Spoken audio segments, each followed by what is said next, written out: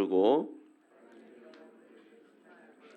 지혜와 총명과 지식과 여러 가지 재주로 정교한 일을 연구하여 금과 은과 노스로 만들게 하며 보석을 깎아 물리며 여러 가지 기술로 나무를 새겨 만들게 하리라. 아멘. 성막에 필요한 물품들에 대한 정보들을 하나님께서 말씀하신 이후에 오늘 본문에서는 이 기구와 그 물품들을 제작할 그 인물들이 거론이 됩니다. 해당 본문으로 말씀을 나누겠습니다. 먼저 하나님께서는 성막과 기구들을 만든 장인으로 누구를 지명해 세우십니까? 2절에 보면 유다 지파 훌의 손자요 우리의 아들인 부살레를 지명하여 부르셨습니다. 또 6절을 보면 단 지파 아히사막의 아들 오홀리압을 세우시겠다라고 말씀을 하고 계시죠. 이렇게 하나님께서 세우신 일꾼들이 사명을 감당하도록 하나님은 무엇을 주신다고 하십니까? 3절에 보면 하나님의 영을 그에게 충만하게 하여 지혜와 총명과 지식과 여러 가지 재주를 주시겠다라고 말씀을 하셨어요. 또 6절에서는 하나님의 지혜를 주어서 하나님이 명령하신 것들을 착오 없이 제작할 수 있도록 만드시겠다라고 그렇게 말씀하고 계시죠. 그렇다면 하나님께서는 부살렐과 오홀리압에게 하나님의 영으로 충만하게 하시며 지혜와 그 총명을 주시겠다라고 하셨던 이유는 무엇일까요? 성령으로 충만하다라는 것의 의미를 우리가 생각해 봐야 할 듯한데, 성령으로 충만하다라는 말씀은 성령의 지배를 받는다라는 뜻이죠. 그래서 성령 하나님께서 말씀하시고 또 움직이시는 것을 따라서 우리가 말하고 또 행동하는 것, 이런 것을 성령 충만하다라고 말을 하는 겁니다. 이 성령 충만함이라는 것은 성도의 그 삶의 전반적인 것에서 매우 중요한데, 특히나 오늘 본문에서처럼 하나님의 사명을 감당할 때는 특히나 더 중요하다라고 할 수가 있습니다. 가령 장님이 코끼리에 대한 설명을 듣고 그림을 그린다라고 한다면 아무리 자세하게 설명을 한다고 해도 본래 코끼리의 모습과는 사뭇 다른 그림이 나올 수밖에 없을 겁니다.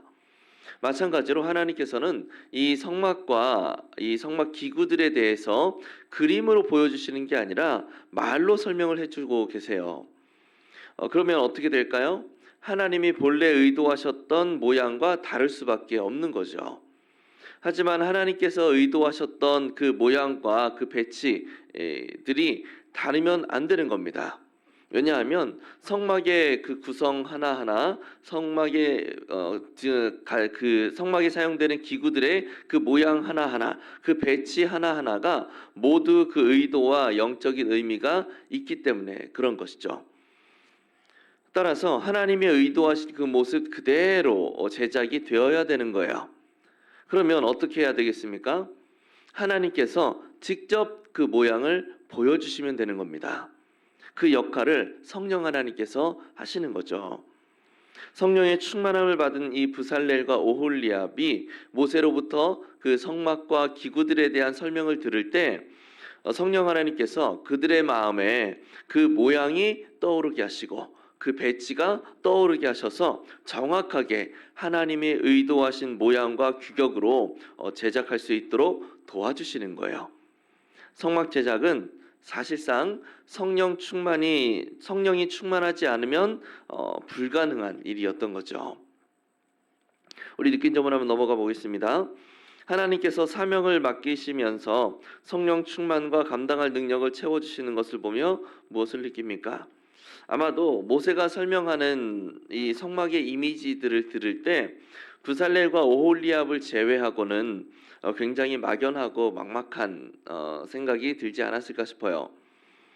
당연하지 않겠습니까? 연구와 묵상에서 우리가 이야기했던 것처럼 어떤 이미지를 말로만 설명을 들었을 때는 그 정확한 모습을 상상해내기가 쉽지 않기 때문에 그렇습니다. 매우 중요한 사안에 있어서 자신에게 그 일을 감당할 능력이 없다고 한다면 참 난감할 겁니다. 반대로 백지장도 만들면 낫다고 그런 난감한 상황에서 정확하게 그 일을 이루어낼 수 있도록 나를 도와주는 존재가 있다고 한다면 굉장한 마음의 평안을 얻을 수 있겠죠. 아, 이제는 할 수 있겠다라는 그런 마음이 들 겁니다. 이 성막의 중요성과 그 의미를 깨달은 이스라엘 자손들은 성령을 통하여서 성막 제작을 지도하시고 이끄시는 그 하나님의 배려에 매우 감사할 수밖에 없는 대목이죠. 그렇다면 내가 성령 충만을 구하기보다 내 생각과 은사로만 일했던 적이 있지는 않으십니까? 사실 사명을 외적으로 감당하는 것 자체로는 온전하게 사명을 수행했다, 이 사명을 통해서 하나님의 나라가 온전하게 세워졌다라고 말할 수는 없습니다. 우리가 배우고 알고 있는 바로는 하나님은 기묘한 방식으로 하나님의 뜻을 이루어 가시는 분이시죠. 그래서 사명을 주실 때에도 단순히 사명을 감당하는 것을 넘어서 그 사명을 통해 하나님이 의도하신 그 오묘한 섭리가 이루어지도록 역사를 하세요. 우리가 사명을 감당하는 것은 바로 그 하나님의 오묘한 섭리가 이루어지는 곳에 내가 쓰임 받았다라는 것을 의미하는 겁니다. 가령 하나님께서 내 마음에 직장에서 늘 가장 일찍 출근해서 사무실 바닥을 깨끗하게 닦아야겠다라는 마음이 들게 하셨어요. 그래서 하나님이 주신 사명이다 생각하고 늘 성실하게 그 일을 감당했습니다. 그런데 어느 날 나의 그런 성실한 모습을 보고 직장 선배가 마음이 동해서, 마음이 움직여서 저런 사람이 다니는 교회라고 한다면 좀 믿을만 하지 않을까? 나도 다녀봐도 좀 가치가 있지 않을까라는 생각이 들어서 교회를 다니기 시작한 거예요.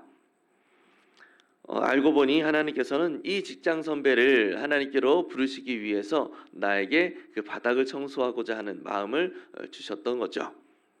일례로 이런 예시를 들긴 했지만 우리가 사명을 감당하는 것은 그 사명을 통해서 궁극적으로 이루어야 될 하나님의 목적이 있다라는 겁니다. 이게 중요한 거예요. 그래서 성령 충만함이 필요한 거죠.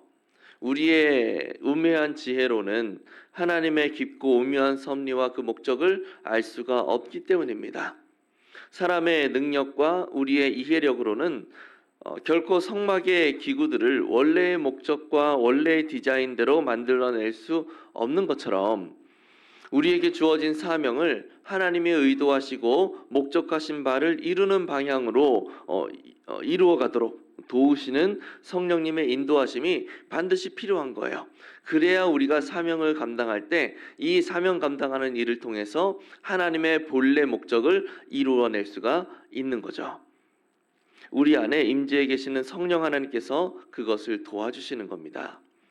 그렇다면 맡겨진 사명을 성령 충만한 가운데 감당할 수 있도록 채워주실 그 하나님을 믿고 우리는 무엇을 실천해야 될까요?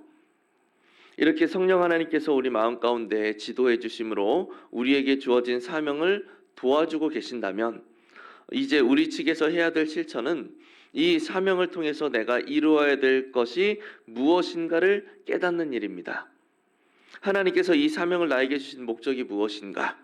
이것을 통해서 내가 이루어야 될 하나님의 영광은 무엇인가?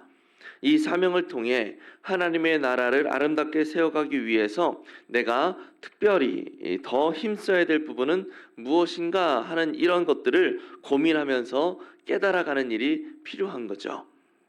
그런 고민 가운데 내가 깨달은 것들이 있다면 그 부분들을 특별히 더 신경 써서 행해야 되는 거예요. 하나님의 일이 나로 인해서 어려움을 겪지 않는 것, 이것을 넘어서서 더 하나님의 일이 순조롭고 아름답고 탁월하게 이루어져 갈 수 있도록 하는 그런 지혜로운 사명 감당의 모습이 우리에게 필요하다라는 겁니다. 우리 모두가 단순히 사명을 감당하는 것을 넘어서 더 지혜롭고 더 아름답고 더 탁월하게 그 사명을 감당해 갈 수 있기를 바랍니다. 이것을 위해서 늘 성령 하나님의 도우심을 구하며 하나님께서 주신 그 사명의 본래 목적을 잘 이루어갈 수 있는 우리 모두가 될 수 있기를 예수님의 이름으로 간절히 축복합니다. 기도하겠습니다.